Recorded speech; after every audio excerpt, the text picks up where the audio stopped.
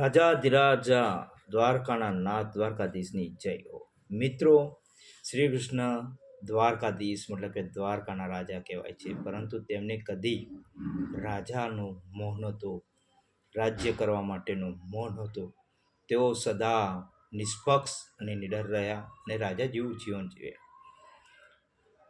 શ્રી કૃષ્ણ દ્વારકામાં પણ પ્રદ્યુમ્નને રાજા બનાવ્યા હતા. વૃંદાવનમાં રાણી રાધા મતલબ કે રાધા સદાય રાણી રહી, રાજાની જેમ જીવન જીવ્યું. શ્રી કૃષ્ણ ત્યાં પણ મોહ નહોતો રાખ્યો. મથુરામાં તેમને તેમના નાના અગ્રસેનને રાજા બનાવ્યા અને તેવી જ રીતે ગોકુળમાં રાજા બનાવ્યા નંદજીને તેમના. તો કોઈ પણ જગ્યાએ તમે જ્યાં પણ શ્રી કૃષ્ણ રહ્યા છે તે સદા ઝાઝું એટલે કે વધારે રહ્યા નથી અને તેમને કદી રાજ્ય કર્યું નથી.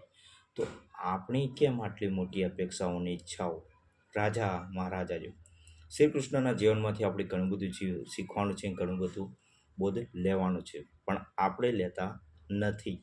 તેમનું જીવન એક સાક્ષાત ઉદાહરણ છે. ત્રિલોકનાથ ત્રિભુવનનાથ હતા. ધાર્યું હોત તો તેઓ ત્રણેય યુગમાં ત્રણેય જગ્યાએ રાજ કરી શક્યા હોત, પણ તેમને કદી એવો મોહ રાખ્યો નથી.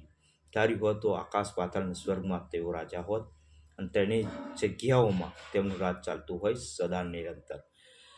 પરંતુ આ જે દુનિયાવી સુખ છે, દુનિયાવી જે રાજ્ય છે, આવી બધી મોહમાયામાં તેઓ કદી બી પડ્યા નથી. પરંતુ આપણા જેવા પામર જીવ પડે છે.